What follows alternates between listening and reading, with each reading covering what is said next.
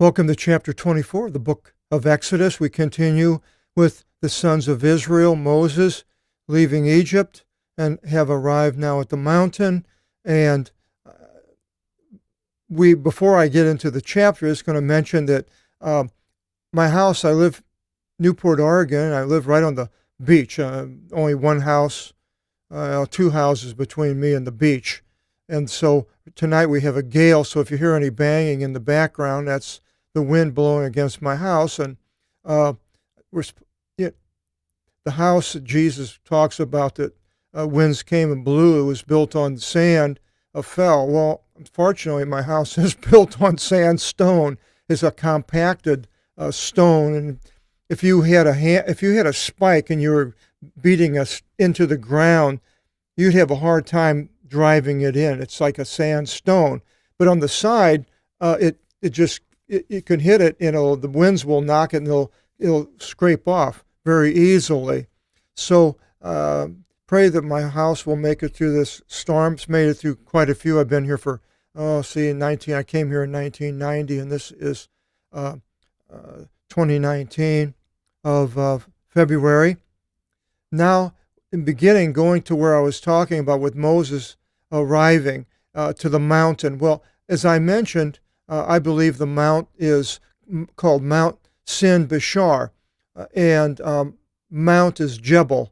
And you can go and use this link right here, and it has this interesting article on this mountain. And if you want to call it a mountain, it's only a couple thousand feet above sea level, maybe 1,000 feet above where the lowest part right before it. But this one professor in Israel, name was Professor Menashe Har-El. That's Menashe, and then in last name Har, Har-El. You'll read about him if you go to that site, and he believes that also that this Mount Sin Bishar is where the Mount of God was. And I didn't read about him and steal his idea. I came up with this by looking on maps, trying to figure out, how far they went. They didn't go in time. There wasn't very far between this. So to me, this Mount Sin Bishar it was the highest mountain in that area. So that's why I came up with it. And then I found out that this other man did, and he has other reasons he was a geologist, has other reasons for choosing it. But they couldn't have made it to the southern part where they show Mount Sinai today. There's just no reason why they would have went all the way down there. They were heading towards Canaan, and they were bypassing the way of the Philistines, it says, and so they would have went a little bit south, and I've had the map and showed it to you before. And so in Exodus 12:1, the first month is instituted, and then in 12:18, it says the 14th of the day of the month is the beginning of the unleavened breads for 7 days, with the Passover meal beginning that. So that's 15 days into the month. And then in 12:37, it says 600,000 men left Ramses. That was pretty much the central part of that area, the Nile. And so that means there was probably over 1 million people because it says men, footmen, and the women would have probably been more than the men because they were putting the males to death, the babies. So I believe that there was twice as many would have been 1,200,000. And so then it mentions that they arrived in Migdol. We don't really know where that is, but it was before the Red Sea. And let me see, I'll go up here and find it doesn't have it here, unfortunately. Well, here I was on the wrong one. Mount Sinai. There it is. So Ramses was up here. So they started heading down, and we know they got to the Red Sea, and the top of the Red Sea would be about here. Sin Bishar is right over here. So Migdol, they have it on this map right here. And so then they camp between Migdol and the Red Sea, and they cross the Red Sea someplace down here, and they end up in the wilderness of Shur for 3 days. And then that says in 16:1 that they left Egypt on the 15th of the second month. So that would mean 1 month, and I guess they consider leaving Egypt would be right about here. So that would be 1 month that it took them there. Now thinking this is Mount Sinai down here, I just don't see it because they were heading over here. And they were not going to the way of the Philistines, so looks like they were going to go around like this and come around through Moab. But we know that later that they sent spies, so they couldn't have been way down here. And they send spies, and so then God does send them down through there eventually. But then after they cross the Red Sea, then they, like I said, they were in the wilderness of Shur, and then they hit Rephidim, and then the wilderness of Sin, and the name of that mountain is Jebel Sin, which is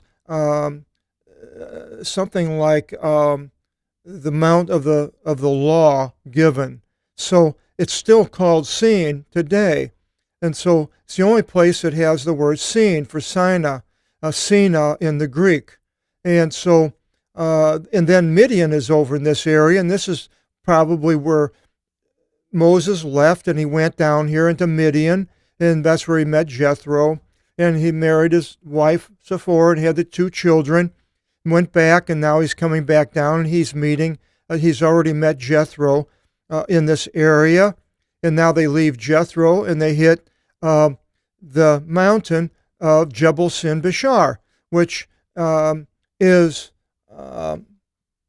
right here, the coordinates. If you want to look them up on a map, you can. You can go all kinds of maps, and with this coordinate, it'll show you where that Mount Sin Bashar is. So, with all of that, we'll start at the 24th chapter, and it says, "And to Moses he," that is God, "said, Ascend to the Lord, Kyrios, you and Aaron and Nadab and Abihu, Aaron, Nadav, Aviud, and 70 of the elders of Israel." Now, this is probably the 4th time that they're going to be going up into this mountain, and if it was only 1,000 feet, you could see where that wouldn't be that difficult to go up 4 times and back down. It's not like you're going up 12,000 feet and going back down and climbing up these strong rocks with 70 people. So that's another reason why I don't think that the southern location is valid. And then it continues, "And they shall do obeisance far off to the Lord." So they didn't come all the way because they're going to do obeisance far off. In Matthew 5:1-2, Jesus, it says, "And beholding the multitudes, he ascended into the mountain. And of his having sat, there came forward to him his disciples, and having opened his mouth, he taught them." And other places in Matthew 17:1, after 6 days, Jesus takes with himself Peter and James and John, his brother. So he didn't take all of the disciples, similar to what Moses did. It says, "And Moses shall approach alone to God, but they shall not approach, and the people shall not go up with them." And Moses entered and described to the people all the words of God and the ordinances. Now, whether he went up or somehow or God spoke to him down below, and he goes and tells them, and all the people answered in one voice, saying, "All the words which the Lord spoke we will do, and will hearken." Now, they were scared in the last chapter we saw when they saw all these things going on at the top of the mountain, so they don't want to go there.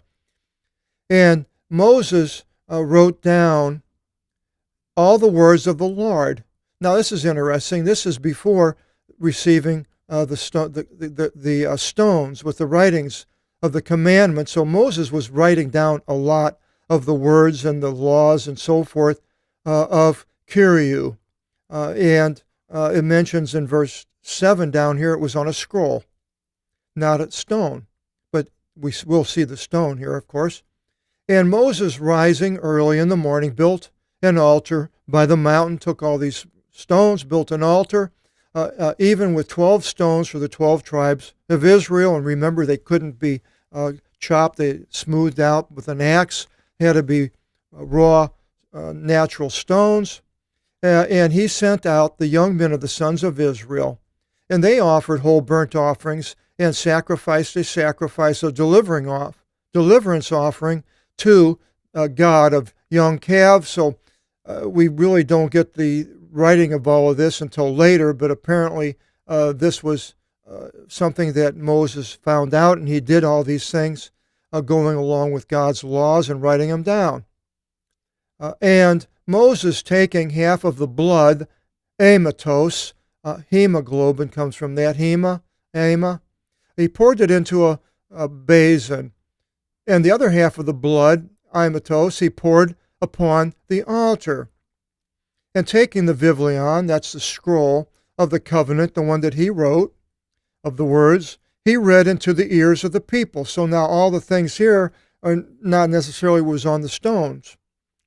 And they said, all as much as the Kyrios spoke, we shall do, and shall hearken to it. And Moses, taking the blood, scattered it upon the people, sprinkled it out, and he said, behold, the blood of the covenant of which the Lord ordained for you concerning all of these words. And Moses ascended, and Aaron and Nadab and Abiud, and the 70 elders of the 70 of the Presbyteron Israel. And they saw the place, the topography comes from that word, topography, study of places and maps. They saw the place where the God of Israel stood, and the things under his feet were as a brickwork of sapphire, and the form of firmament of the heaven in cleanliness. And so they saw this place. And then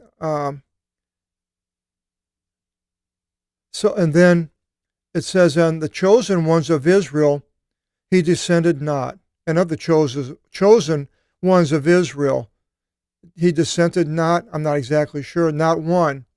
And they appeared in the place of God and ate and drank. The 70 apparently went along with the thing. And the Lord said to Moses, ascend to me into the mountain, and you be there. And I will give to you the stone writing tablets, the law, the nomon. So there's the written covenant with the scroll, and now we have the stone writing tablets. And they're different. And the commandments which I wrote to establish law to them. And it was commandments on this. I don't think it had all of the different small, minor things. But I don't know. I wasn't there and I didn't see it, so it is what it is. And Moses rising up, and Jesus, and I highlighted that because it's the same name as Jesus. Jesus, Jesus Christos. Now, he's the one, all of a sudden he appears here. It doesn't mention him before going up, or God telling him, but all of a sudden his name pops up, which I thought was very interesting. And where do we see something like that? In Matthew 17:3, it says, and behold, Moses and Elijah appeared to them with him, conversing together. And in Matthew 17:4, it says Jesus and Moses, the same exact two names here, appear in Matthew 17:4. So there Jesus and Moses appear again.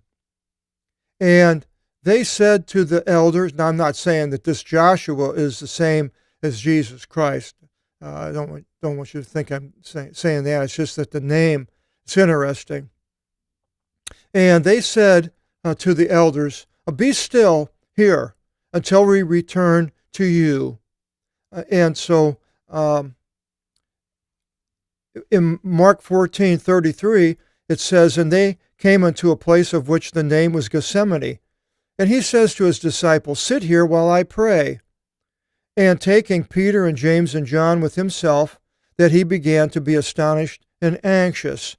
So he took certain people, told the other ones to stay, just as here. And behold, Aaron and Hur are with you, apparently with the 70.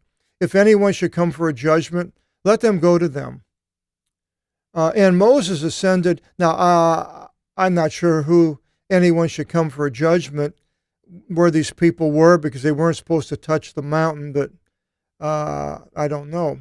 But in Moses, it says, ascended into the mountain, and the cloud covered the mountain. And then in Matthew 17:5, in that time when he was up on the Mount of Transfiguration, it says, yet of his speaking, behold, a cloud giving light overshadowed them. Same thing.